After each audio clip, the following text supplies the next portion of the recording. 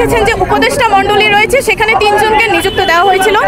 আমরা যদি খেয়াল করি গত কয়েক বছর ধরে চলে আসা যে ফ্যাসিস্ট রেজিম, তাদেরকে যারা শক্তভাবে সমর্থন দিয়ে আসছিল তারা কিন্তু এই উপদেষ্টা মণ্ডলীতে ঠাঁই পেয়েছে। সো আমাদের যে স্পিরিট, আমাদের নতুন দেশ সংস্কারের যে স্পিরিটটা, জুলাই গণ অভ্যুত্থানের স্পিরিটটা মূলত হচ্ছে আমরা দেশে কোনো মুজিববাদ চাই না, কোনো ফ্যাসিস্ট কাঠামো যাতে পুনর্বাসন হয় সেটা আমরা চাই না। কিন্তু এই উপদেষ্টা মণ্ডলী নিযুক্ত করার মাধ্যমে আমরা দেখতে পাচ্ছি যে ফ্যাসিস্টের দালাল যারা রয়েছিল তাদেরকে পুনর্বাসন করার একটা প্রক্রিয়া চলছে, যেটা আমরা ছাত্র জনতা আমরা সমর্থন করি না। এই কারণে আমরা বৈষম্য বিরোধী ছাত্র আন্দোলন আমরা এটা প্রতিবাদ করছি।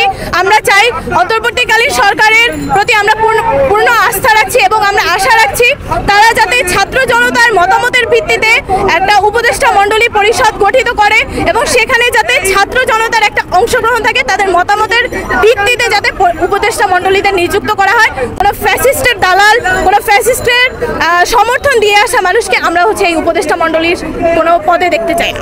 ছাত্র জনতা যাদেরকে ওন করে না, যারা সাধারণ ছাত্র জনতাকে ওন করে না, এই ধরনের মানুষকে আমরা উপদেষ্টা পরিষদে দেখতে চাই না।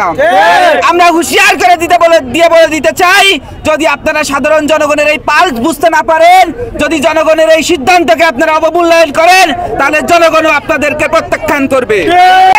সেখান থেকে আঞ্চলিকতা পরিহার করতে হবে। যে যেরকম ক্রাইটেরিয়া মেনটেন করে অমুসলিম ধর্মীয় রাজনৈতিক দলগুলোর পক্ষ থেকে যেমন দেওয়া হয়েছে, ঠিক একইভাবে প্রত্যেকটা অঞ্চল থেকে প্রতিনিধি দিতে হবে। আমরা এই সরকারকে ক্ষমতায় নিয়ে এসেছি, এটাতে কোনো সন্দেহ নাই। আমাদের লাখো লাখো ভাই রক্ত দিয়েছে, সেই রক্তের বিনিময়েই হচ্ছে গিয়ে এই সরকার। কিন্তু এই সরকার একটি স্বাধীন সরকার, আমরা ছাত্রজনেরাও স্বাধীন। সরকার তাদের মতো সিদ্ধান্ত নিচ্ছে, কিন্তু আমরা সরকারকে বলতে চাই, আমরা যেহেতু এই সরকারকে নিয়ে এসেছি, এই সরকারের সিদ্ধান্তে যেন ছাত্র জনতার যে আকাঙ্ক্ষা সেটার প্রতিফলন ঘটে। যদি এর ব্যত্যয় ঘটে, আমরা আগেও মাঠে ছিলাম, এখনো মাঠে আছি। তাদের যে কোনো যৌক্তিক কাজে আমরা তাদের সহযোগিতা করব, যে কোনো অযৌক্তিক কাজে আমরা সমালোচনা করব, তাদেরকে পথ দেখাবো। ছাত্র জনতা যাদের বিরুদ্ধে অভিযোগগুলো নিয়ে আসছে, আমরা সরকারকে বলবো তাদের বিরুদ্ধে বিষয়গুলো যাতে যাচাই করে দেখা হয়। আমরা সরাসরি কারো উপদেষ্টা পদ বাতিলের দাবি তুলছি না, কিন্তু আমরা চাই কোনোভাবেই যাতে কোনো মুজিববাদীদের সহযোগীরা এই উপদেষ্টা পরিষদে সুযোগ না পায়। এটা তো ছাত্র জনতা যে প্রশ্নগুলো তুলেছে, সেই প্রশ্নগুলোর উত্তর আমরা সরকারের কাছে যাচ্ছি। সরকার উত্তর দিলেই বোঝা যাবে আসলে আমরা সন্তুষ্ট কিনা বা ছাত্র জনতা সন্তুষ্ট কিনা। আমরা যে ফারুকী সাহেবের বিরুদ্ধে যে অভিযোগগুলো এসছে আমরাও দেখেছি। বিভিন্ন সময় তিনি আওয়ামী প্রোগ্রামগুলোতে গিয়েছেন এবং আওয়ামী ফ্যাসিস্টদের পক্ষে কথা বলেছেন।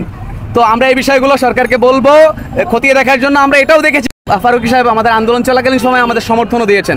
সামগ্রিকভাবে বিষয়টা তারা যেন ছাত্র জনতার যে উত্থাপিত যে প্রশ্নগুলো আছে, সেই প্রশ্নগুলো যাতে সমাধান সরকার করেন। অন্তর্বর্তীকালীন সরকারের সাথে ছাত্র জনতার কোনো গ্যাপ তৈরির কোনো সুযোগ নাই। এই সরকারকে আমরা নিয়ে এসেছি, এই সরকারকে যে কোনো যৌক্তিক কাজে তো বললাম আমরা তাদের পাশে ছিলাম। যে কোনো তারা যদি ভুল পথে যায়, আমরা রাজপথে থেকে তাদেরকে সেই পথ শুধরে দিব। কিন্তু আমাদের মাঝে কোনো ধরনের দূরত্ব তৈরির কোনো সুযোগ নাই। আমরা যেই আকাঙ্ক্ষা নিয়ে, যে নতুন বাংলাদেশ বিনির্মাণের জন্য তাদেরকে এখানে নিয়ে এসেছি, আমরা সেই নতুন বাংলাদেশ বিনির্মাণ না হওয়া পর্যন্ত আমরা এই অন্তর্বর্তীকালীন সরকারের মধ্য দিয়েই আমরা কাজ চালিয়ে যাব।